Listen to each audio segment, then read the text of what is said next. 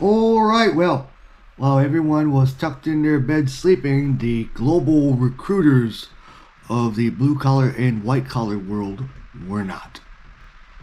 They were putting together an idea how to get more people in our country because, we need to lower the wages of our country and also shortages. Like, for example, Germany has a 500,000 workforce shortage in their country.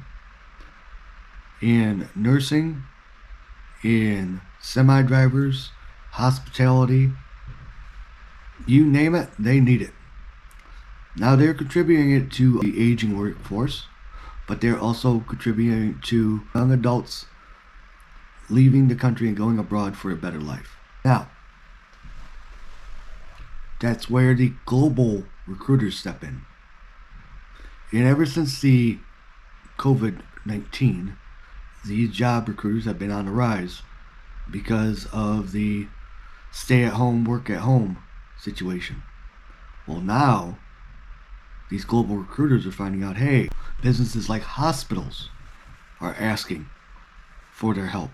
Not just to bring personnel in to their country, because A, it's cheaper, B, they're on a contract basis, C, it's because they can do it digitally. They figured out, well, we don't actually need a local doctor. All we have to do is look for a recruiting office to find that right doctor, let's say an open heart surgery doctor, that says yes, he'll do the job.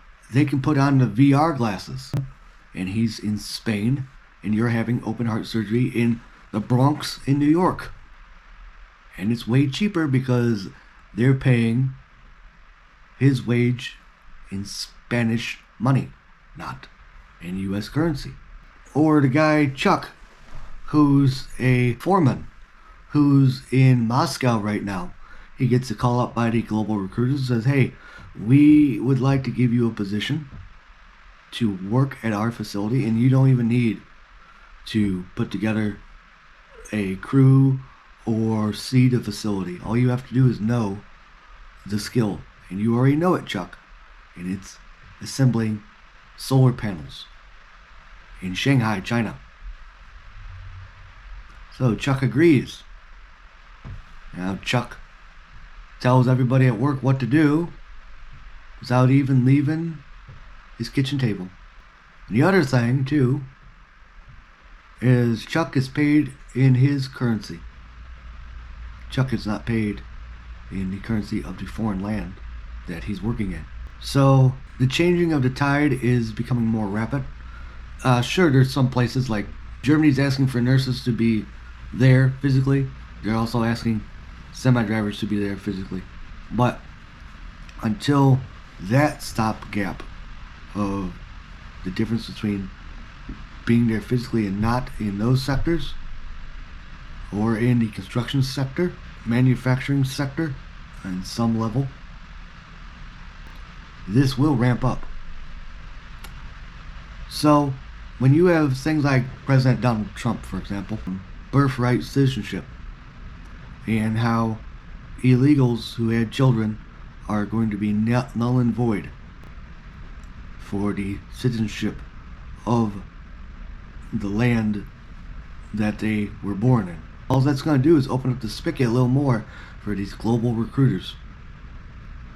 And you will find out that the people in your land, who are born in your land, that has the rights given to them by birth from the government and the land that they are born in, are going to be second and third class citizens, all because they were born in that land and they refuse to work cheaply in that land. But a person who can just put on a VR headset and do his job was getting the paycheck that whatever he agrees upon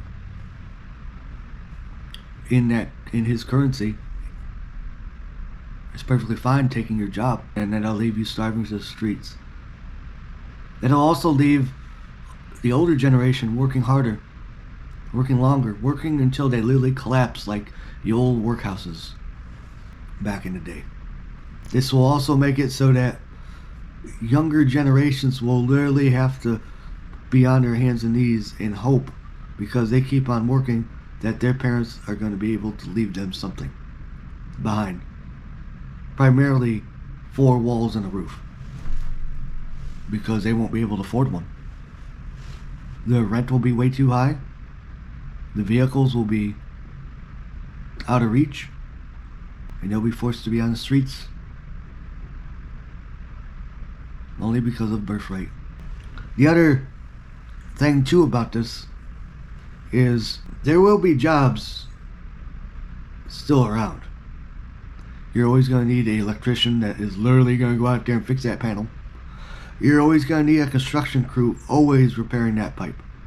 You're going to have widespread competition in your own country for just a 20 to 32 hour work week, that you're going to have people literally saying they'll work for $100 for a week, a month, just so they get something. You're going to see more widespread crime and stuff like that because of this. And it's no fault to them for this, but it's showing the overall greed of the system. If they know the system is failing all around them, then there is no point for them to be honest and decent and good human beings back to the system. When people literally tell you waking up is nothing to them, and you waking up is bothersome to them, then what do? I mean, you could run to the hills, but that'll only get you so far. Anyways, that's all I got for this episode. So if you guys like this content, please give a thumbs up. Please hit the subscribe button if you would. Please don't forget to tap that notification bell. That way the algorithm knows that you like this content. Alright, later.